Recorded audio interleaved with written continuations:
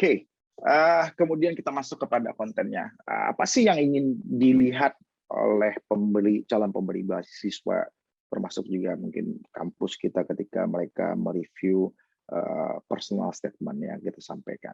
Satu adalah eh, mengenai diri kita. Siapa sih kita?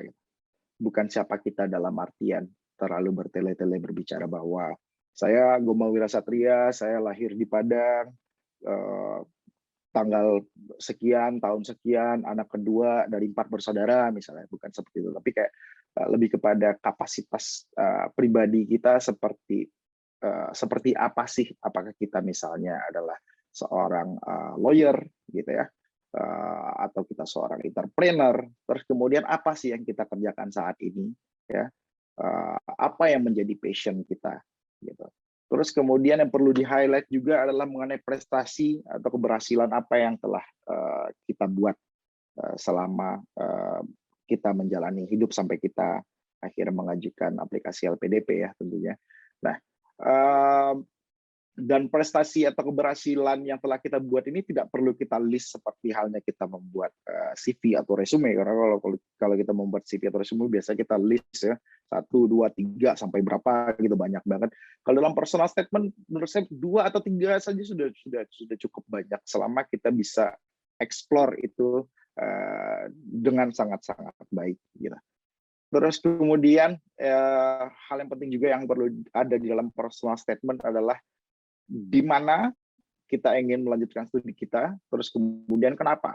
Gitu. Nah, di personal statement saya berbicara mengenai kenapa saya ingin ke Amerika, karena nggak bisa dipungkiri bahwa Amerika adalah negara yang maju, kemudian dari segi pengembangan renewable energy juga, terutama California adalah satu satu negara bagian yang sangat serius di Amerika untuk mengembangkan renewable energy mereka. Mereka punya peraturan khusus mengenai itu yang sampai saat ini bisa dibilang hasilnya sudah terbukti. Ya. Terus kemudian mengenai kampusnya sendiri, kenapa saya ingin masuk kampus ini? Karena kampus ini ada kekhususan mata kuliah yang khusus mengenai hukum energi, sehingga positifnya buat saya adalah kalau saya masuk ke kampus ini maka saya akan dapat memperdalam ilmu saya di bidang energi, gitu ya. Nah, ada kaitannya lagi dengan yang nomor 4. Seperti yang tadi saya sampaikan, penting juga untuk kita uraikan di dalam personal statement kita adalah apa yang akan kita pelajari selama kita studi nanti. Seperti saya misalnya berbicara mengenai energy law, atau mungkin teman-teman di IT, teman-teman ingin belajar mengenai artificial intelligence misalnya. Dan kenapa kampus misalnya MIT misalnya gitu ya. Karena memang MIT yang terkemuka di bidang itu atau lain sebagainya alasannya. Terus kemudian rencana kita apa yang akan kita lakukan setelah kita selesai studi. Kalau LPDP memang mempersyaratkan kita untuk kembali lagi ke Indonesia ya setelah kita selesai studi 2N+1, 2 kali masa studi plus 1. Jadi kalau saya studinya 1 tahun, maka saya mesti kembali ke Indonesia paling tidak 3 tahun. Gitu. Setelah itu baru kemudian diberikan kebebasan. Nah, apa sih yang ingin saya lakukan setelah saya selesai studi? Kalau saya sendiri di personal statement saya tulis bahwa setelah kembali dari Amerika, saya ingin lanjut berpraktek sebagai pengacara corporate lawyer, ingin lagi kembali membantu klien-klien saya untuk menangani proyek-proyek energi di Indonesia. Ya, nah mungkin teman-teman sampaikan juga versi teman-teman. Apa yang akan teman-teman lakukan setelah teman-teman kembali ke Indonesia, apa impact-nya untuk Indonesia, gitu ya. Dan satu yang paling penting untuk diingat adalah tidak ada kontribusi yang terlalu kecil. Kita memberikan kontribusi kepada negara kita bukan berarti kita harus selalu misalnya menjadi ASN atau menjadi dosen, gitu ya, atau menjadi seorang researcher di institusi pemerintah misalnya. Saya corporate lawyer, tapi alhamdulillah saya bisa mendapatkan beasiswa dari LPDP, walaupun bidang yang saya tekuni sifatnya sangat-sangat komersial, tapi di balik itu kan kita bisa lihat sendiri bahwa salah satu impact dari saya melakukan kegiatan membantu klien-klien di proyek energi adalah satu, pemerintah mencapai targetnya untuk uh, listrik yang 35.000 megawatt itu. Terus kemudian juga yang kedua mendorong investasi, kemudian ketiga membuka lapangan kerja. Nah, hal-hal seperti itu yang teman-teman bisa eksplor sesuai dengan bidang teman-teman masing-masing. Yang nomor 6, kontribusi, ini menyambung seperti apa yang telah saya sampaikan sebelumnya, jadi kita bisa masuk ke slide berikutnya.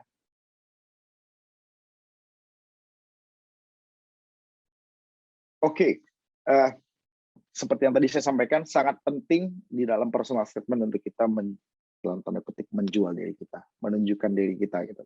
Siapa kita, apa rencana kita, sehingga kita layak untuk dibiayai oleh LPDP. Nah, dan jangan perlakukan personal statement ini seperti CV. Yang kalau CV kan sifatnya lebih kaku, gitu ya.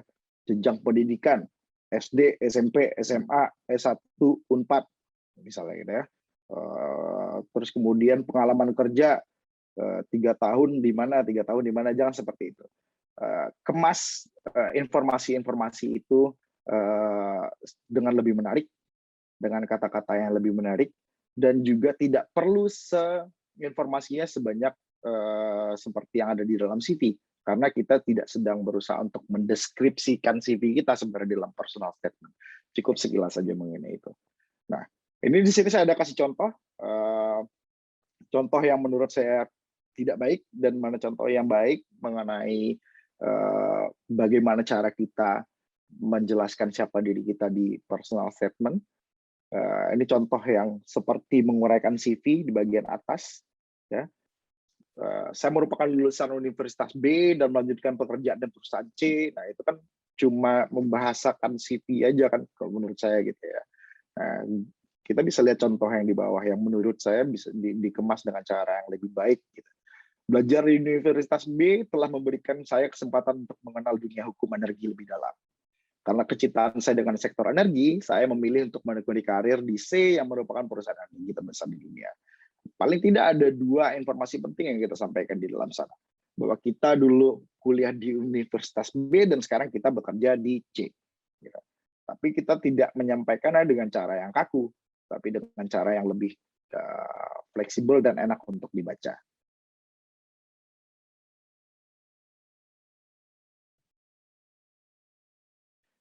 Oke. Personal statement juga adalah sarana untuk kita untuk menunjukkan bahwa kita adalah berbeda dari orang lain. Ya. Dan kita harus tunjukkan keunikan kita itu di dalam personal statement. Itulah yang menjadi alasan nantinya untuk pemberi beasiswa ataupun universitas misalnya gitu ya, memberikan kita kesempatan untuk masuk ke kampus mereka, atau pemberi beasiswa memberikan kesempatan untuk kita menerima beasiswa. Nah, seperti contoh yang sudah yang saya bikin di sini, ya, ini personal statement dari seorang mahasiswa yang ingin belajar mengenai hukum laut di luar negeri. Nah, di paragraf ini dia menunjukkan bahwa dirinya unik, berbeda dari orang lain. Orang lain tidak melihat bahwa hukum laut itu adalah suatu hal yang penting, tapi dia melihat bahwa itu adalah suatu hal yang penting sehingga dia layak untuk didanai oleh LPDP, misalnya gitu ya. Terus kemudian keahliannya dia di bidang hukum laut itu juga memberikan dampak yang sangat positif bagi Indonesia, terutama untuk mendorong Indonesia menjadi poros maritim dunia.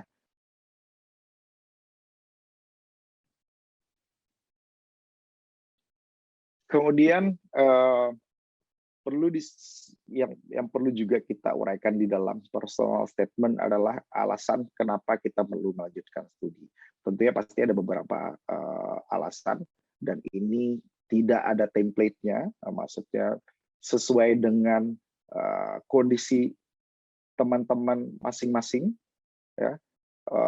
Bukan berarti kita harus menulis di sana, saya ingin kuliah ke luar negeri karena saya ingin balik sebagai pengajar misalnya.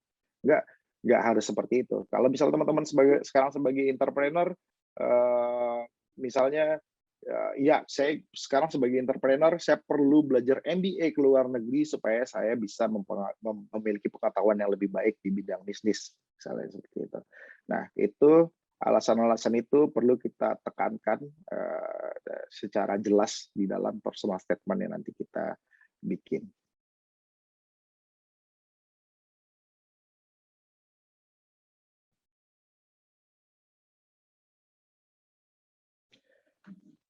Ini juga penting dan jangan sampai ketinggalan di dalam personal statement yang kita akan ajukan kepada LPDP. Kita harus sampaikan kenapa sih akhirnya kita memilih universitas yang kita tuju. Termasuk misalnya kalau teman-teman ada alasan tertentu kenapa milih negaranya, teman-teman sangat bisa untuk sampaikan di sana. Misal teman-teman memilih negara A untuk belajar tentang HAM karena misalnya di sana ada pengadilan HAM internasional, kemudian juga ada universitas di sana yang memiliki suatu departemen khusus yang mempelajari mengenai hukum terkait dengan hak asasi manusia. Nah, hal-hal seperti itu teman-teman highlight di dalam personal statement teman-teman.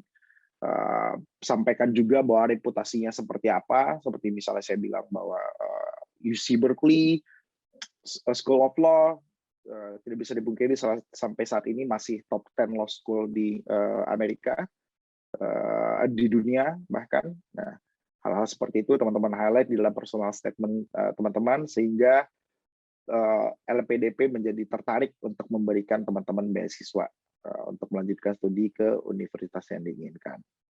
Bisa jadi juga alasannya adalah karena keberagaman pelajarnya, ya, ada diversity di sana. Kalau seperti di kelas saya, kita ada sekitar satu angkatan 200 orang dan itu dari berbagai dunia.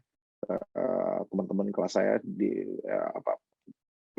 Jerman, dari Korea, Cina, India, dari berbagai dunia. Kalau memang itu adalah sesuatu yang menurut teman-teman penting untuk di-highlight di dalam personal statement teman-teman, silakan lakukan itu. Terus kemudian kalau juga ada profesor tertentu yang memang teman-teman ingin belajar darinya gitu ya, karena memang teman-teman tahu bahwa reputasi profesor itu sangat baik di bidang itu dan dia mengajar di universitas ini, sehingga untuk bertemu dengan dia dan bisa melakukan riset bersama dia, tidak bisa tidak teman-teman harus berangkat ke universitas itu, silakan itu disampaikan dalam personal statement.